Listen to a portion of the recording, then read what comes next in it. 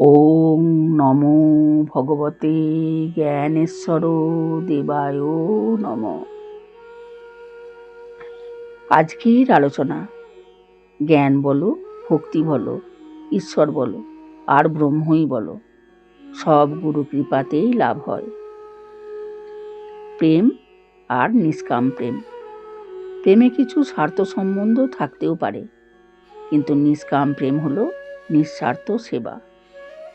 বোলপুরের ভক্তদের ভাব ভক্তি আলাদা। শ্রীগুরুর সঙ্গে ভক্তদের ভক্তিভাবে তা স্পষ্টভাবেই প্রকাশ পায়। শ্রীগুরুর প্রসাদ পাওয়ার জন্য হুড়োহুড়ি পড়ে যেত। বাবার একটু প্রসাদ অনেকটা ভাত ডালের সঙ্গে মেখে সকলে ভাগ করে খেতেন। শ্রীগুরুর প্রসাদ গ্রহণের পর ভক্তদের অন্তরে এমনই আনন্দের সৃষ্টি হতো যে শ্রীগুরুর প্রসাদী পাত্রে তণ্ডুলকণা পর্যন্ত অমৃত কণারূপে ভক্তরা গ্রহণ করতেন। এরপর শ্রীগুরু সেবা করে যা ফেলে দিতেন তা সংগ্রহ করে ভক্তরা প্রসাদ রূপে খেতে লাগলেন। দুপুরে সেবার পর ডাঁটার ছিবে অথবা বিকালে পেয়ারার বীজ যা শ্রীগুরু ফেলে দিতেন তাই কুড়িয়ে নিয়ে মহাপ্রসাদ মনে করে ভক্তরা খেতেন। শ্রীগুরু তা জানতে পেরে জানালা দিয়ে জঙ্গলের মধ্যে ফেলে দিতেন, কিন্তু ভক্তরা সেখানেও ওত পেতে বসে থাকতেন এবং সেখান থেকে ওই মহাপ্রসাদ খাবার ধুম পড়ে যেত। শ্রীগুরু তা জেনে তাদের বকলেন, ওই ছিবড়েগুলো তোমরা খাও কেন? আমি তা ফেলে দিয়েছি। কিন্তু যারা তা খেতেন তারা বলতেন, ওই প্রসাদ গ্রহণের পর মনে খুব আনন্দ হতো আর স্বাদও খুব সুন্দর। কেবল বোলপুরি যে এমন ঘটনা ঘটত তা নয়, বালিতেও এমন ঘটনার উল্লেখ পাওয়া যায়। শ্রীগুরুর নিজের হাতের রান্না খুবই সুস্বাদু। তিনি যেখানেই যেতেন সেখানে ভক্তদের কিছু না কিছু রান্না করে খাওয়াতেন। এরপর উনি যখন সেবা করতেন তখন প্রসাদ স্বরূপ ভক্তদের জন্য কিছু অবশিষ্ট রেখে দিতেন। ওই প্রসাদ এতই সুগন্ধ ভরা যে তা ভাষায় প্রকাশ করা সম্ভব নয়। শ্রীগুরুর খাবারের অবশিষ্টাংশ মানেই তাদের কাছে মহাপ্রসাদ, তা সে অন্নই হোক আর ছিবেই হোক। অশোক মুখার্জি বোলপুর আশ্রমের পাশেই একটি ভাড়া বাড়িতে থাকতেন। গ্রামের বাড়ি হলো বর্ধমান জেলার ভাতার থানার অন্তর্গত মান্দারবাটিতে। বোলপুরে চাকরির সুবাদে এসে ভাড়া বাড়িতে ছিলেন। অনেক পরে অবশ্য জ্ঞানেশ্বর আশ্রমের পাশেই নিজেদের বাড়িতে থেকে তিনি অফিস করতেন। বড়ই হাসিখুশি মানুষ তিনি। শ্রীগুরুর প্রতি বড় আকর্ষণ বোধ করে ছুটলেন শ্রীগুরুর কাছে, প্রণাম করে বসলেন। এই নিয়ে কয়েকবার শ্রীগুরুর সঙ্গে তার সাক্ষাৎ হলো। এই দিনে হঠাৎই শ্রীগুরু তাকে বললেন, অশোক, তুমি আশ্রমে থাকবে? অশোকবাবু মনে প্রাণে এই পুরুষোত্তম পরব্রহ্ম শ্রীগুরুকে আপন অন্তরে গুরুপদে বরণ করেছেন। পরম পূজ্য শ্রীগুরুর নির্দেশ অমান্য করার শক্তি তার নাই, তাই ঘাড় নেড়ে তিনি গুরু বাক্যে সম্মতি জানালেন। গুরু কর্মে তিনি যুক্ত হলেন। প্রথমে তিনি কর্মমন্ত্র লাভ করেন। সংসারী হয়েও সংসারে তার নির্লিপ্ত ভাব। প্রায় সময় কীর্তন অঙ্গের পালা গান করতেন তিনি। ছোটবেলা থেকেই গান বাজনা ভালোবাসতেন। স্ত্রী সন্ধ্যা মুখার্জি অধ্যাত্ম লাভে তাকে যথেষ্ট সহায়তা করেন। এই অধ্যাত্ম পথে এসে কৃষ্ণ পদাবলী তার জীবনধারায় ভক্তি মার্গের অনুকূল হয়। চাকরি জীবনে অফিসের এক বন্ধু বিজয় ছিলেন তার পালা গানের সঙ্গী। পরবর্তীকালে বিজয়বাবুও শ্রীগুরুর সাক্ষাৎ প্রার্থী হন। অশোকবাবু সকালে আশ্রমে গভীর ভক্তির সঙ্গে ইষ্টপূজা করতেন। সারাদিন অফিসে কাটিয়ে সন্ধ্যায় আবার আশ্রমে আহ্নিক পূজা জপ করতেন। আর বৈষ্ণব পদাবলীর গানে তিনি প্রায় সকল সময় বিভোর থাকতেন। কিছুদিন এভাবে চলার পর শ্রীগুরুর কৃপা পরশে তার অন্তরে বিভিন্ন ভাবের প্রকাশ হয়। নানা দর্শন উপলব্ধির মাধ্যমে তিনি পরমাত্মা শ্রীগুরুর সান্নিধ্য সকল সময় অনুভব করতেন। মহাশক্তিধর শ্রীগুরু যে সর্বদাই তার কাছে অবস্থান করছেন তা স্পষ্টই অনুভব করতেন। গভীর সাধনার মধ্য দিয়ে অশোকবাবু শ্রীগুরুর শ্রীচরণে মতি লাভ করেন। উপাসনা ও শ্রীগুরুর কর্ম তার জীবনের ব্রত হয়ে দাঁড়ায় এবং জীবন সায়ান্ন পর্যন্ত পরম ভক্তিভরে শ্রীগুরু কর্ম দৃঢ়তার সঙ্গে সম্পাদন করে যেতে লাগলেন। অশোকবাবু একদিন বিশ্রাম নিচ্ছেন। জাগ্রত অবস্থায় ধ্যানমগ্ন তিনি। হঠাৎ দেখলেন সমগ্র কক্ষটি আলোকিত হয়ে উঠল। তিনি চমকে উঠলেন এবং ভয়ে দাঁড়িয়ে পড়লেন। অল্প সময় পরেই বুঝলেন এটা তার দর্শন। শ্রীগুরু জ্ঞানেশ্বর দেবকে তার এই দর্শন কথা জানালেন। সব শুনে অন্তর্যামী শ্রীগুরু তাকে জয়গুরু এই মহানামে অহর্নিশি অজপা করতে উপদেশ দিলেন। পরম ভক্ত অশোকবাবু অতি নিষ্ঠার সঙ্গে অজপা করতে শুরু করলেন। এরপর শ্রীগুরু বালিতে ফিরে গেলেন। অশোকবাবু পরম ভক্তিতে দিনে রাতে অজপার আনন্দে মগ্ন হলেন। রাত্রিতে নিদ্রা এলো না। গভীর মহানামের তাপে তপ্ত হয়ে উঠল। এরপর অশোকবাবু আসনে বসে ধ্যানে নিবিষ্ট চিত্ত হলেন। বাহ্য জ্ঞান লুপ্ত হল। শরীর নিশ্চল হয়ে গেল।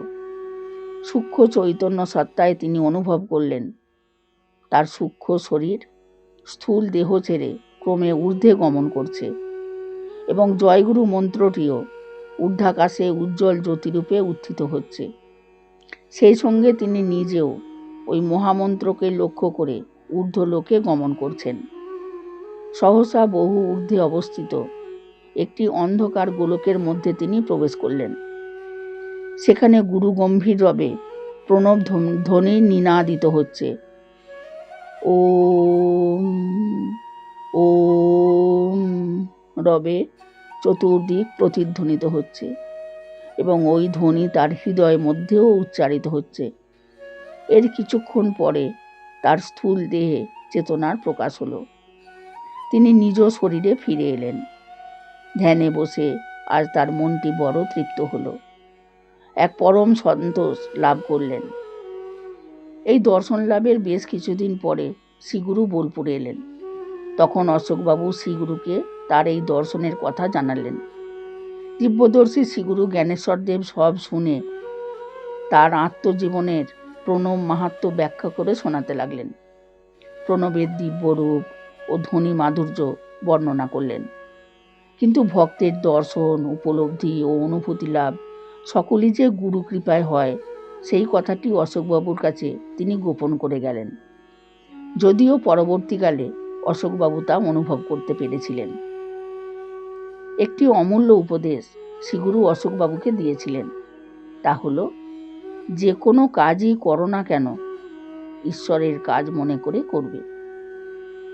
এই মহামূল্যবান উপদেশটি জীবন সায়ান্ন পর্যন্ত অশোকবাবু পালন করে চলেছেন। যৌবনে 25 বৎসর বয়সে তার কর্মমন্ত্র লাভ হয় এবং 26 বৎসর বয়সে দীক্ষাপ্রাপ্ত হন। অধ্যাত্মবোধের আলোকে আলোকিত হয়ে সারা জীবন মহা আনন্দে কালাতিপাত করেন। শ্রীগুরুর সান্নিধ্যে আসার পর যেখানে নাম সংকীর্তন হতো অশোকবাবু সেখানেই ছুটতেন। কীর্তনের সুর তাল লয়ে তিনি সম্মোহিত হয়ে পড়তেন। তখন তার কোনো সম্বিত থাকতো না। সেই সময় তার অন্তরে কীর্তনের বিষয় ও বিষয়ীর দর্শন হতো। অধিক বয়সে তিনি তার স্থূল দেহটিকে নিয়ে একটি সমস্যার সম্মুখীন হলেন। সকল ভক্তদের মাঝে তিনি যখন কৃষ্ণ পদাবলীর পদ গান করে শোনাতেন তখন তার শরীরটি কাঁপতে থাকত এবং দর্শকবৃন্দের চোখে তা প্রত্যক্ষগোচর হলে তিনি লজ্জাবোধ করতেন। এই কারণে তিনি আশ্রমের মধ্যে আপন মনে পালা কীর্তন করতেন এবং নিজেই তার আনন্দ উপলব্ধি করতেন। শ্রীগুরু বলছেন, জানো, সদ্গুরুর কাছে সাধন করার কিছু নাই, টিকে থাকাটাই সাধনা। মানুষ অসহায় না হলে ঈশ্বরে বিশ্বাস করে না, গুরুর কাছে আসতে পারে না। আঘাত যার যত বেশি, গুরুর প্রতি তার আকর্ষণও তত বেশি। গুরু কাউকে তাড়ান না, যদি তুমি নিজে গুরুকে ত্যাগ না করো। আর একবার যদি তুমি গুরুকে ত্যাগ করো তাহলে মায়া আর তোমাকে স্পর্শ করবে না। কারণ মায়া জানে ও তো গুরুর কাছ হতে বেরিয়ে আমার কাছে চলে এসেছে। ফলে তখন আরও 1-2 জন্ম তার লেগে যাবে। কিন্তু যারা গুরুকে ধরে আছে, মায়া তাদের পিছনে খুব লেগে যাবে, একেবারে উঠে পড়ে লেগে যাবে। তাই কিছু না করলেও আসনে বসতে হবে। উঠে বসতে পারলে আসনে বসতে হবে, না পারলেও নিয়মে বসতে হবে। 5 মিনিট হলেও বসতে হবে। আসনে বসা মানে তার সঙ্গে লিঙ্ক হওয়া। শ্রীগুরু জ্ঞানেশ্বর দেব বিজ্ঞান জগতের এক মহাতত্ত্ব ব্যাখ্যা করে বোঝাতে লাগলেন। দেখো, বুদ্ধি আসছে চিৎ শক্তি থেকে, আর মনের জন্ম মহাভূততে। মহাভূত হলো পঞ্চতন্মাত্র। জীব তুরীয় রাজ্যের পর আর উঠতে পারে না। এরপর মন বুদ্ধি আর কাজ করে না।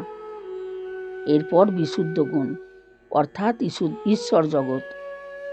বিশুদ্ধ গুণ মানে 3 গুণের সংস্কার করে হলো।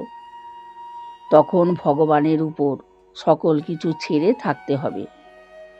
তখন তিনিই একমাত্র গতি। এরপর নির্গুণ। আত্মার মধ্যেই নির্গুণের প্রকাশ।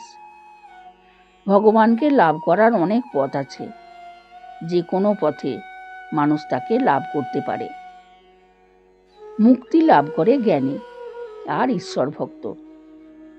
তুমি যখন গুরুকে বিশ্বাস করবে, তখন তোমার মধ্যে ভক্তি আসবে, এবং তখন গুরুর মধ্যে ভগবানের সকল কিছুকে জানতে পারবে।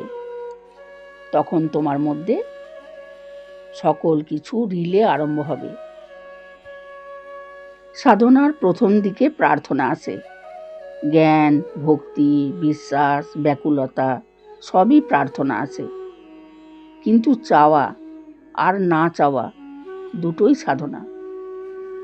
আত্মবিচার না এলে কিছু করতে পারবে না। আত্মবিচার এসে গেলে তুমি যে কোনো পথে চলে যেতে পারো।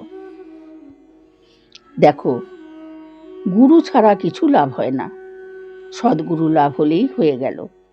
তাই সদ্গুরু লাভই সাধনা। গুরু কৃপাতেই পরা জ্ঞান ও পরা ভক্তি লাভ হয়। জ্ঞান বলো, ভক্তি বলো, ঈশ্বর বলো, আর ব্রহ্মই বলো, সব গুরু কৃপাতেই লাভ হয়। এই জন্যই বলে, ধ্যান মূলং গুরো মূর্তি, পূজা মূলং গুরো পদম, মন্ত্র মূলং গুরো বাক্যং, মোক্ষ মূলং গুরো কৃপা। মুক্তি, মোক্ষ, নির্বাণ গুরুর কৃপাতেই লাভ হয়। গুরুই সব, গুরুই ঈশ্বর, গুরুই ব্রহ্ম। তাই সকল সময়ে গুরুকে ডাকতে হয়। উঠিতে জয় গুরু, বসিতে জয় গুরু, জয় গুরু জপেরও মালা। চলিতে জয় গুরু, ফিরিতে জয় গুরু, জয় গুরু প্রাণেরও আলা। অতএব উঠতে, বসতে, খেতে, শুতে সকল সময়ে গুরুকেই স্মরণ করে চলতে হয়। তার কাছে ব্যাকুলভাবে প্রার্থনা করতে হয়। ব্যাস, তাহলেই হয়ে গেল। আজকের আলোচিত অংশটি বোলপুর যেন বৃন্দাবন, 2য় খণ্ড, এই পুস্তকটি থেকে আলোচনা করা হলো। ওম জয় গুরু। ওম।